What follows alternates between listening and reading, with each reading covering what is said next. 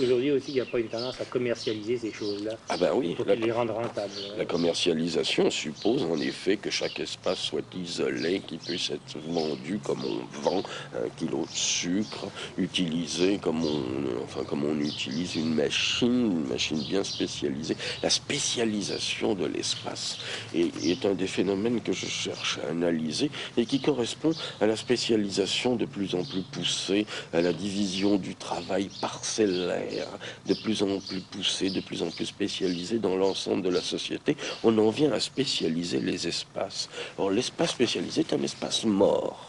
Parce qu'il n'est rempli que par une certaine activité à certains moments. Et cette activité d'ailleurs se répète elle-même. Et en dehors des moments où cette activité apparaît dans l'espace spécialisé, cet espace est perdu. Les bureaux, c'est comme ça. Les bureaux sont morts en dehors des heures où ils sont remplis. D'ailleurs, où il se répète une activité qui est routinière.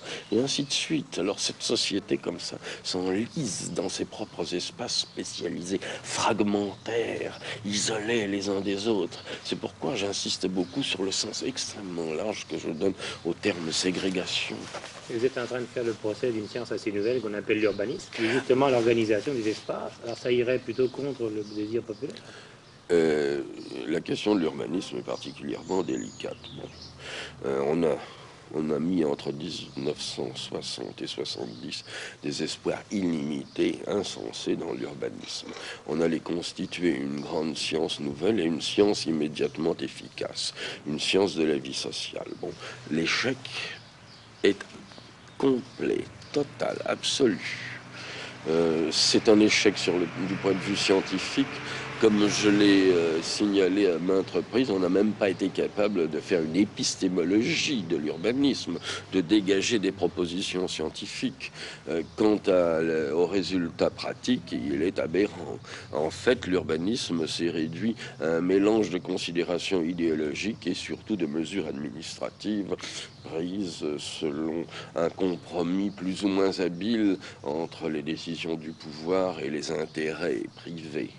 Ça ne veut pas dire du tout qu'il faille abandonner l'idée d'une science de l'espace. Ça veut dire que cette science ne se constitue pas par des mesures administratives. Ça veut dire qu'il faut une longue élaboration de la notion de l'espace et de la notion du temps.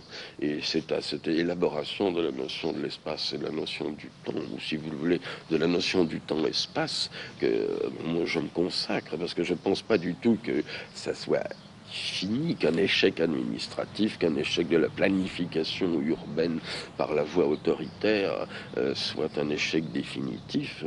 Justement, puisque nous parlons de ça, actuellement, de l'échec de l'urbanisme, vous disiez que c'est devenu surtout une technocratie. Vous disiez même que le mythe des technocrates, le mythe de la technocratie, c'était devenu pour vous quelque chose d'aberrant.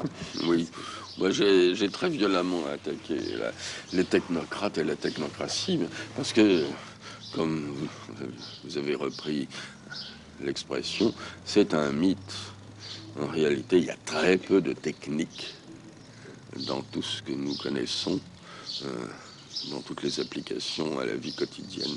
Il y a très peu de technique. La technique est absolument élémentaire. Et j'ai écrit à propos des technocrates que les techniques appliquées à la vie quotidienne et donc à la vie urbaine, ça ressemblait à peu près à un briquet pour allumer les cigarettes par rapport à un missile interplanétaire. C'est absolument sommaire, élémentaire. C'est en ce sens-là d'ailleurs que j'ai cru qu'il fallait attaquer la voiture, la bagnole. Lewis Mumford l'a attaqué en tant qu'instrument bruyant et puant, ce qui est vrai. Et puis démolissant les villes classiques, les villes traditionnelles, c'est vrai. Mais ce qu'il faut surtout dire, c'est que c'est techniquement quelque chose de tout à fait élémentaire et absolument dépassé, et qu'il y a 36 moyens de faire des transports, des moyens de transport d'une technicité incomparablement plus évoluée, plus développée, et qui résoudrait probablement un très grand nombre de problèmes. Il est vrai que ça coûte très cher, et il est vrai que la véritable dictature, c'est pas celle des technocrates, c'est en France et ailleurs celle des financiers. C'est-à-dire que la technicité n'est rien du tout, et que les technocrates ne sont jamais n'est que les serviteurs des financiers, soit privés, soit d'État. Alors on ne peut pas parler de technocratie. C'est une mauvaise plaisanterie, la technocratie. La technocratie, c'est une manière de faire passer l'absence de technicité dans la vie urbaine. Et alors on parle du mythe des technocrates comme si le fait de projeter une autoroute était d'une technicité formidable, alors que n'importe quel petit ingénieur des ponts et chaussées ou même un agent envoyé en France est capable de bâtir une autoroute. C'est une technique absolument élémentaire, tout cela. Est-ce que ça masquerait pas plutôt tout simplement le profit, la notion de profit Oui, immédiat bien, qui est bien la entendu. produit de consommation? La rentabilité immédiate et à court terme. Ah, à l'étranger, c'est comme en France, c'est ce que je comprends. Même leurs projets sont tellement à court terme que dès qu'un projet est réalisé, il est dépassé.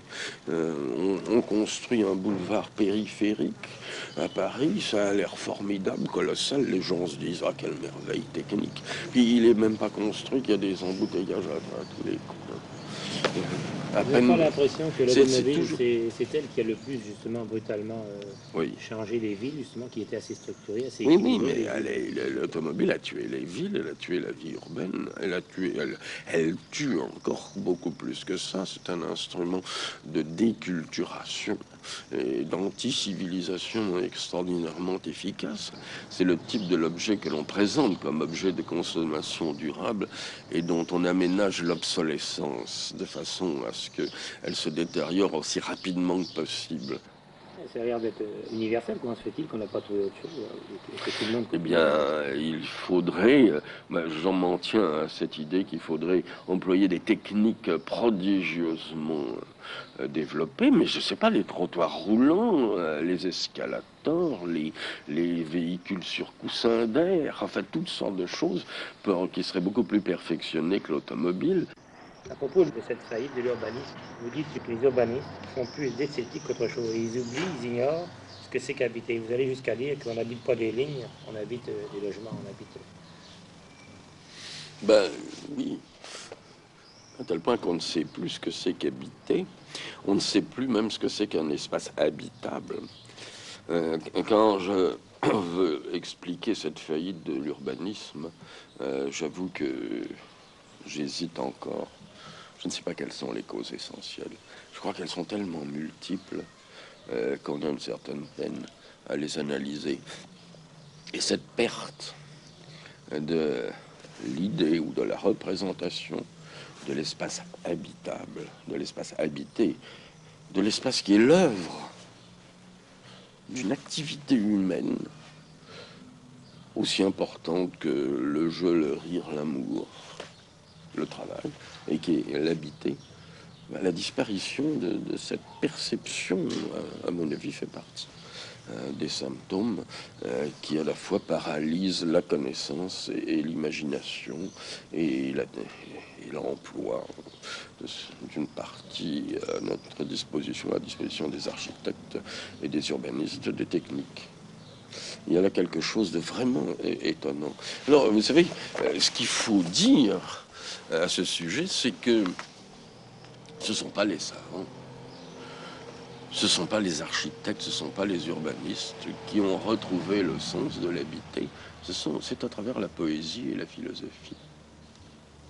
Si on veut reconstituer le trajet de cette idée, l'habiter, qui s'est perdu dans la fonctionnalisation de l'habitat, et qui en même temps s'est retrouvée plus consciente peut-être qu'auparavant, mais encore indistincte, c'est chez les philosophes et chez les poètes. Nietzsche en parle dans le Zarathustra, ce qui est un poème.